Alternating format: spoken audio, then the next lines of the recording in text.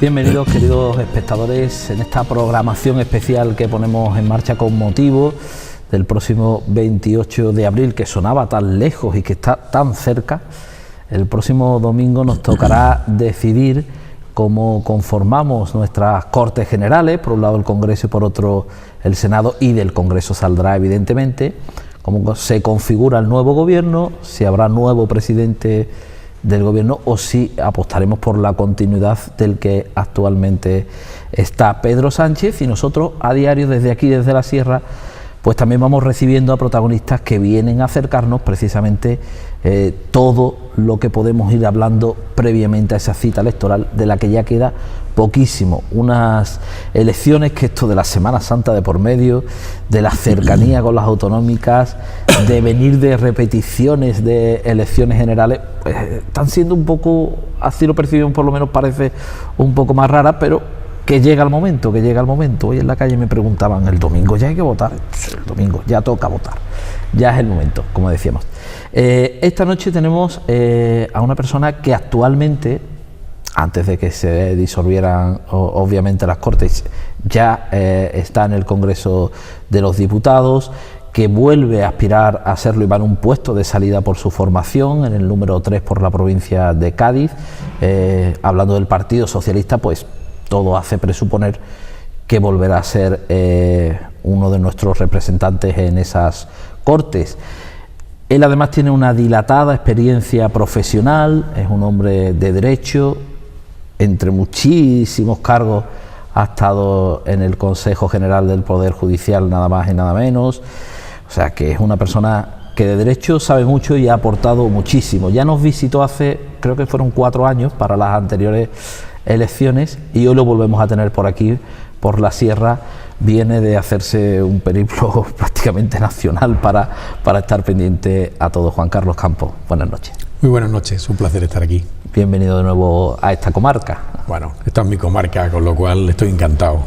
Nacido en Osuna, Sevilla, pero la provincia, ya lo hablábamos entonces hace 4 años, es tu lugar de vida, de residencia. De hecho, con cierta gracia, al no ser gaditano tengo mucha menos, pero me la permito, siempre pongo en los currículum relativamente informales, nacido en Osuna, renacido en Cádiz. Claro. Y bueno, la Sierra fue durante 6-7 años mi lugar de veraneo, donde no había economía que nos permitiera salir, y recuerdo habérmela recorrido entera, cada rincón, y bueno, y disfrutarla. Y después he seguido viniendo ya con otros medios económicos, y en coche generalmente, y no en los amarillos y tal, pero bueno, siempre es un lugar de encuentro y de reencuentro. Hablábamos hace 4 años de su dilatada experiencia profesional, no sé, incluida la de formar parte del Congreso entonces. Había muchas ganas de llegar, de entrar. No sé, hoy, 4 años después, ¿cómo puede valorar esa experiencia? ¿Cómo valora ese momento? ¿Ha estado en decisiones importantes? Bueno, la experiencia, yo siempre digo que tiene 2 aspectos, una la parte pública y otra la parte más íntima, ¿no? Cómo me afecta como persona. Lo primero, enormemente agradecido a los gaditanos que confiaron en mí para que pudiera aportar ese valor justicia, que en buena medida es un poco mi historial, y después la preocupación por una provincia muy necesitada. Bueno, en ese plano creo que ambas facetas se han desarrollado en los términos que el partido me ha requerido. He tenido la suerte de ser el portavoz de justicia tanto en la mini legislatura o legislatura fallida, como se las llama, y después en esta he sido portavoz de justicia, y curiosamente sigo siendo diputado porque soy miembro de la Diputación Permanente. He tenido la oportunidad de subir hace un par de semanas para la convalidación de los reales decretos legislativos, que bueno, eso que se llamaron los viernes sociales. Y en ese plano realmente ha sido una experiencia, no sé si única, no sé si histórica, pero lo que sí es cierto, y se lo comentaba a mis hijas hace unos días, que va a salir en los libros. Es la primera vez que en 3 años y poco hemos tenido 2 legislaturas. Es la primera vez en democracia que un partido presenta una moción de censura. Nuestro modelo constitucional es censura constructiva y prospera. Hay un cambio de gobierno y además tremendamente vinculado con lo que es mi vida. La justicia es una sentencia condenatoria de la Audiencia Nacional, que todos creo que está en la mente de todos, y que bueno, decía cosas muy feas del de la actuación del Partido Popular, y eso es lo que provoca una unión del arco parlamentario, de la mayoría del arco parlamentario, para que una moción de censura adquiera ese carácter de histórico, porque eso sí que lo es, no se había producido nunca antes, y produzca un cambio de gobierno, y es el gobierno de Pedro Sánchez que hemos tenido durante estos últimos 9 meses, y bueno, creo que ha supuesto un camino nuevo, de que se pueden hacer las cosas de otra manera, en muchas facetas. Evidentemente, al contar solo con unos presupuestos del Partido Popular, que los habíamos rechazado, y que después, cuando se han querido presentar, se han presentado los presupuestos, que creo que traían, solo a Cádiz traían 417 millones, donde había además toda esa fuerza de un plan de empleo para Andalucía, que estábamos hablando de 40 millones inicialmente, que algunos le hubieran recaído a Cádiz y también hubieran recaído en esta zona, donde pudiéramos haber aportado todos los proyectos que el Partido Popular dejó sin tocar, de aquellos 900 millones que consiste en la ITI. Creo que los telespectadores se acordarán perfectamente que de los 300, el paquete de casi 1.400 millones, 900 era el Gobierno Central y casi 400 la Junta de Andalucía. La Junta de Andalucía cumplió, el Gobierno anterior cumplió, y ahí abrió, y cosas muy importantes para la sierra. Estoy pensando en el MOVES para todo el Toma de Ubrique, ¿no? Creo que es una situación muy importante y no única, pero después ha sido un gobierno que se ha preocupado claramente de algo al que le dio rango institucional, como es el reto demográfico. Creo que esto es fundamental. O sea, las zonas rurales, las zonas menos pobladas, y que en buena medida han tenido una cierta desatención. Y en este sentido podemos estar hablando de banda ancha, de acceso fácil, teletrabajo, retorno de la juventud, que es uno de los grandes problemas, ya no solo de la sierra, de toda España, de nuestra Andalucía y de nuestro Cádiz, y por lo tanto también de la sierra. Es uno de los grandes retos, pues hay un proyecto de la próxima legislatura. Claro, es un reto que está ya ahí, con 2.000 y pico de millones, con 50 medidas, y que hay que ponerlo en marcha, evidentemente, y si se obtiene la confianza y se puede formar gobierno, será una realidad. Y después hay una cosa que es mucho menor, pero que a mí me implica mucho, y es la capacidad de devolver a nuestra tierra a aquellos que se fueron no queriendo seguir. O sea, no estamos hablando de los fichajes de un Cristiano Ronaldo, no, estamos hablando de una juventud muy preparada que no encontraba salidas profesionales. Por tanto, ese plan de retorno de nuestros jóvenes, estamos hablando de jóvenes con 30, 35 años, realmente me parece absolutamente importante, porque eso es, en buena medida, crear raíz. O sea, es raíz es establecer sistemas sanitarios, educativos, lo que hablaba antes, establecer facilidades para el teletrabajo, para que la gente no tenga que moverse en sitios difíciles, condiciones climáticas, aislamiento de los pueblos, etcétera, etcétera. Por tanto, creo que es un valor importante que, si tenemos la posibilidad de renovar, pues podremos alcanzarlo. Eso parece un gran reto. Nosotros que hacemos retransmisiones en directo estos días en la televisión, éramos conscientes, pero la de gente que nos estaba escribiendo desde Mallorca, desde Alicante, que al fin y al cabo no es irse a otros países, que también los hay y muchos, pero para nuestra zona, para nuestra comarca, para nuestra provincia, viene a ser que los nuestros salgan a hacer temporadas y demás. Ahí hay que trabajar, ahí hay un reto importante, como decíamos, para sin duda, y estamos hablando de todo lo que es la potenciación del sector agroalimentario. Si creamos unas estructuras para que la gente no tenga que irse, la gente o no se va o volverá, porque ve que hay posibilidades. Lo que pasa es que todos tenemos, esto es desde el comienzo de los tiempos, dos necesidades básicas, que es el espacio vital de erradicación y de sustentación. Es decir, tenemos que tener un sitio donde vivir y de qué vivir, para poder llenar los estómagos, y esto es desde la prehistoria, y esto en tiempos del siglo XXI sigue siendo una realidad, y por tanto, chavales maravillosamente preparados, la mejor juventud que hemos tenido nunca, y sin embargo, a mí se me caen dos lagrimones cuando me vienen amigos de mis hijas, amigas de mis hijas, nos dicen con 2 carreras, 3 carreras, 2 idiomas, un máster de no sé qué. ¿Y dónde estás? De camarero, claro, de camareros, o pensando en irse a Latinoamérica o a los países nórdicos, gente donde puedan vivir. Y en el fondo, el problema es que se van, y como son tan buenos, terminan echando raíces allí, y entonces cada vez se produce un envejecimiento de la población, porque esa es la población que con sus cotizaciones nos va a permitir tener pensiones a los que tenemos más edad. O sea, eso es así, ese es el juego.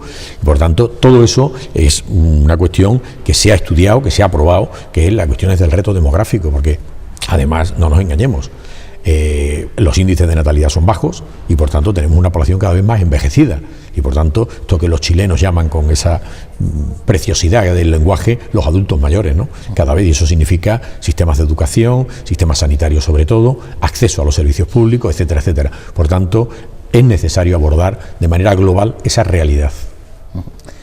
Se me viene una frase muy, muy conocida en la universidad que dice, como dijimos ayer, porque estoy hablando con Juan Carlos Campos y estoy recordando nuestra conversación de hace 4 años, que ni siquiera la he mirado en documentación, debo de decirlo, pero recuerdo que hablábamos de que en ese momento, desde el punto de vista del derecho, uno de los grandes retos, o poníamos sobre la mesa el tema de la justicia gratuita, que había parecido que saltaba un poco por los aires. Luego estaba todo el tema en el que Juan Carlos Campos estaba trabajando mucho y su opinión era muy tenida en cuenta con el tema de los atentados yihadistas.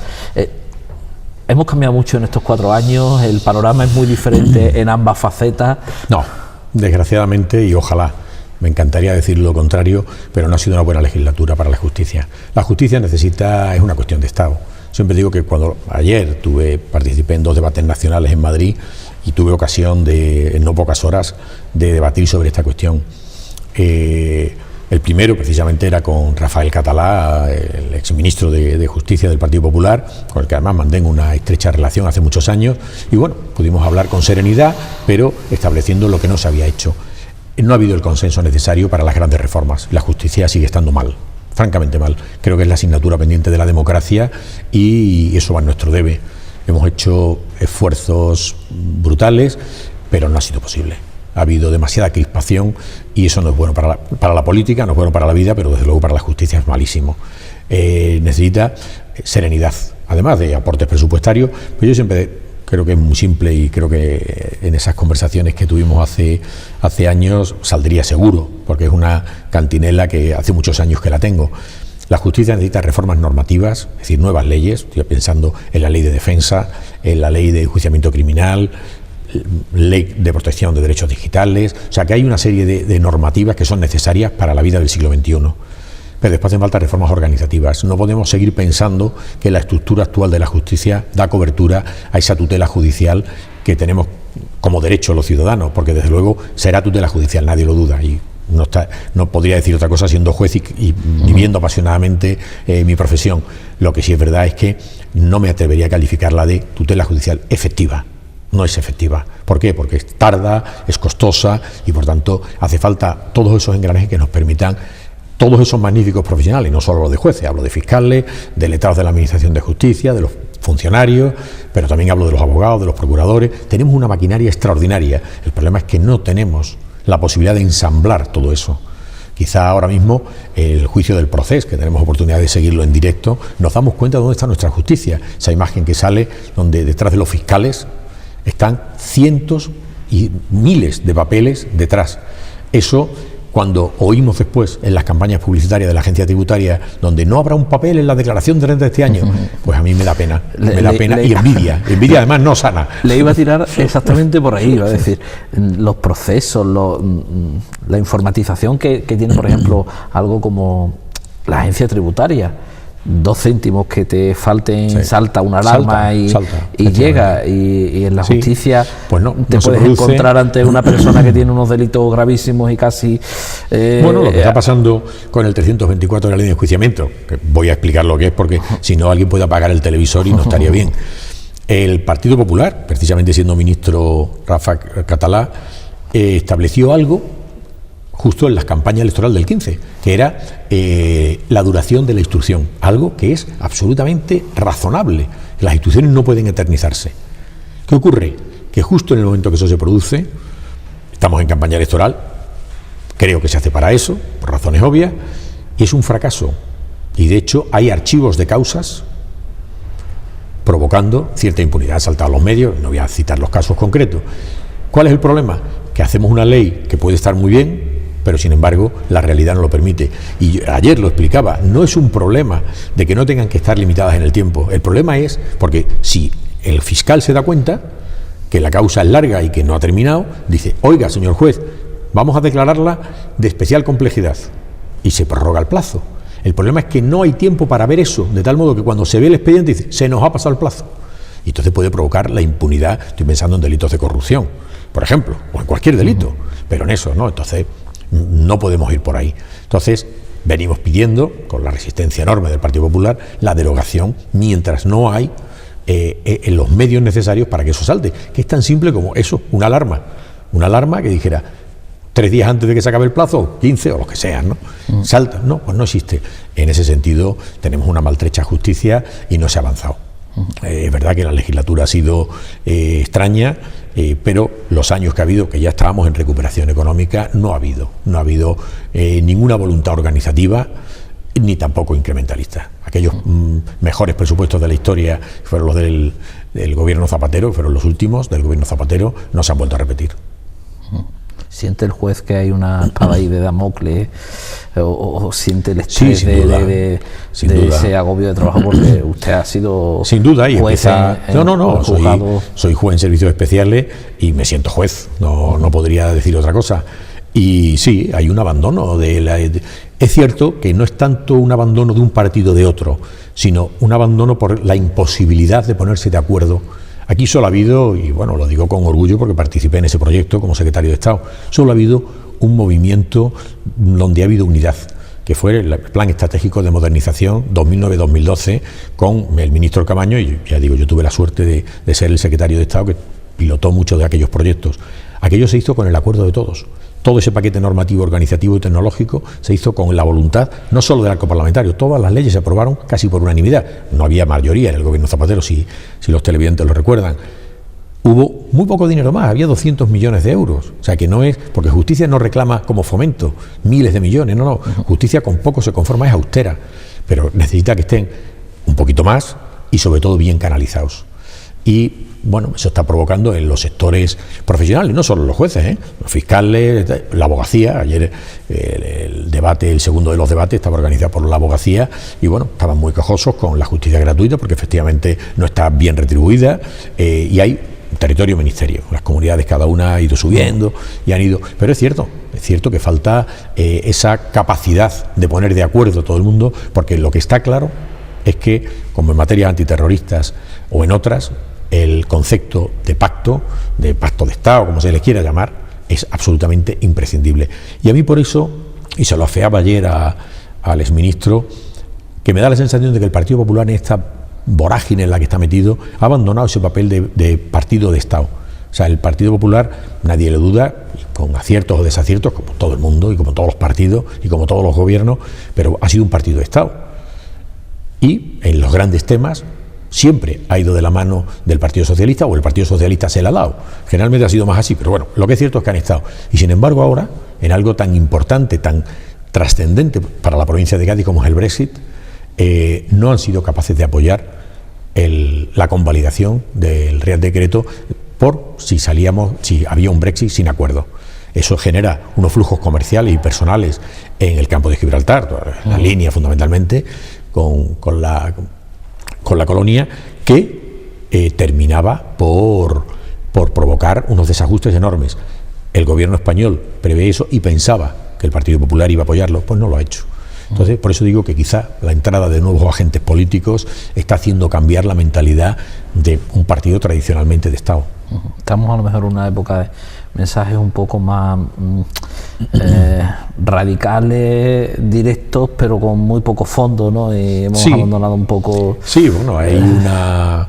Quizás esto lo explicaba el filósofo Bauman, que nos dejó hace un par de años, y es que vivimos una modernidad líquida. Claro. Todo ha cambiado, todo es más banal. Más marketing, más comunicación que fondo. Sí, y esto funciona así. O sea, esto funciona así. Yo me acuerdo, en el debate de ayer, le afeaba a Ciudadanos que solo en 2 convocatorias legislativas, con una separación de 6 meses, cambiaron conceptos tan importantes de Estado como es el papel del Consejo General del Poder Judicial, del Senado, del Tribunal Constitucional y de la Fiscalía General del Estado. Los 4 con modificaciones constitucionales. Y han dicho lo contrario. Es más, hubo un enfrentamiento con el compañero de Ciudadanos y le saqué el programa electoral de 2015 y el del 16. Y le hice ver cómo con sus páginas, con nadie más, había contradicciones. Y eso no es bueno, porque en justicia quizá pocas cosas necesitan asentamiento. aunque yo soy defensor de que la justicia es muy importante, sé que a veces al ciudadano le suena un poco más de lejos. Creo que precisamente en momentos complicados del país se demuestra que por lo menos si vemos todo lo que en determinado momento ha sido malo es porque hay algo que sí funciona. Yo soy por lo menos de esa opinión y ha salido a la luz.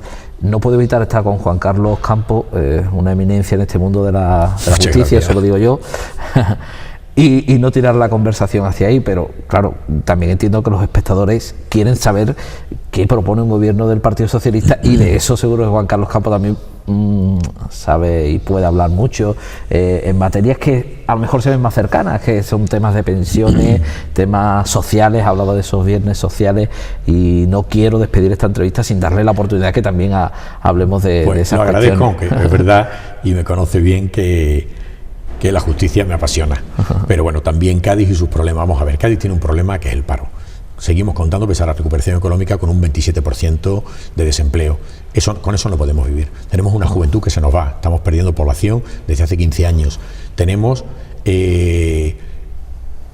una situación que es chocante. Y ahora lo digo como ciudadano de a pie y como gaditano de hace 48 años, o sea que conozco bien la realidad. Es una provincia rica en todo, no hay más que ver la sierra, rica en turismo, rica en sectores agroalimentarios, en sectores finos como en la piel. Hay riquezas por todos los sitios. Puedo hablar de otras líneas de la provincia, da igual, es una provincia rica, tiene alta tecnología y sin embargo tiene una situación de abandono. Y las cosas tienen generalmente sus causas.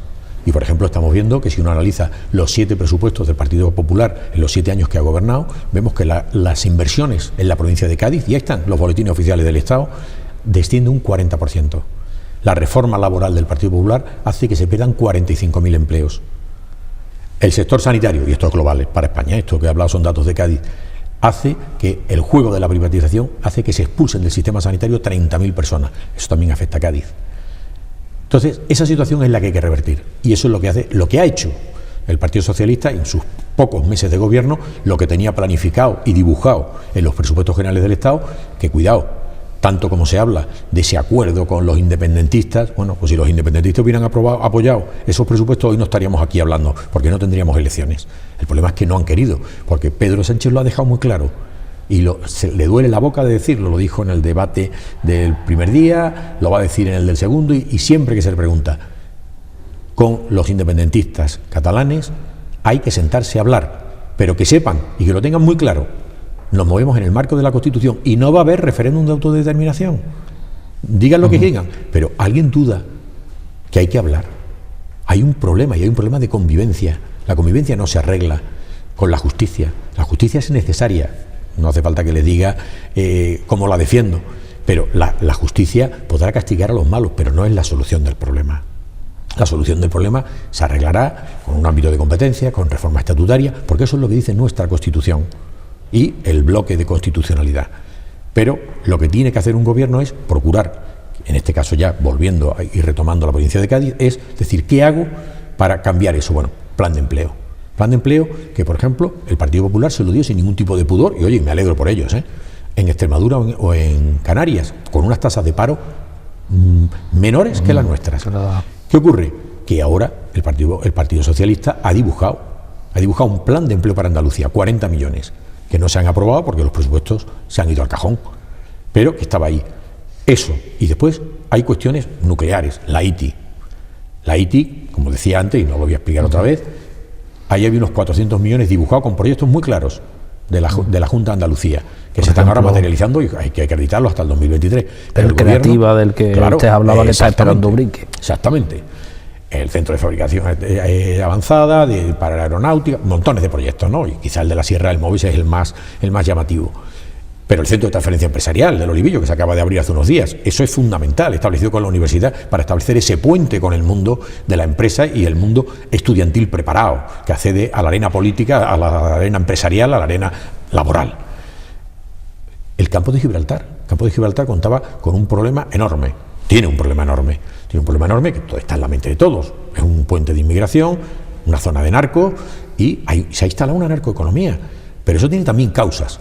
bajada de presión de cuerpos y fuerzas de seguridad del Estado, 12.000 en los últimos 7 años, me parece, no ha habido tasa de reposición, no se ha cubierto ni las tasas de reposición.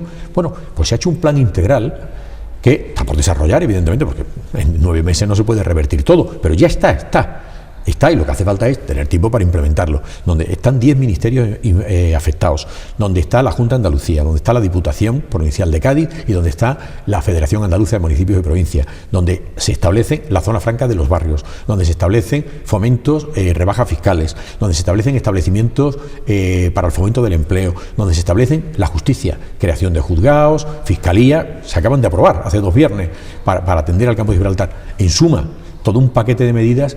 Porque no nos engañemos, y es bueno no engañar a la ciudadanía. Los gobiernos, del signo que sean, no crean trabajo. Los puestos de trabajo los crean las empresas, los emprendedores. Pero lo que sí puede hacer un gobierno, lo que tiene obligación de hacer es facilitar que eso se produzca. Y bueno, creo que las zonas de los puertos, todas las infraestructuras que conlleva eso, estoy hablando de Algeciras, Bobadilla, el desdoblamiento de carreteras, Vejer, Tarifa, etcétera, sin duda van a favorecer que un puerto de la entidad de Algeciras o el de Cádiz en un ámbito diferente tengan un mayor desarrollo económico y por tanto riqueza para la zona. Que voy a hablar del sector turístico. Bueno, pues todo eso está dibujado en los presupuestos que no se han aprobado. Por tanto, no es solo un programa electoral donde uno, bueno, quizás los ciudadanos estamos un poco acostumbrados a que se nos escriban las cartas de los Reyes Magos. No, aquí ha habido un dibujo que si hubiera contado con el apoyo del Partido Popular o Ciudadanos, hoy se estaría ejecutando. Las encuestas no dan en principio una mala posición de salida al Partido Socialista. No sé si usted como candidato se las termina de creer o considera que hay que llamar a la movilización yo en ese sentido.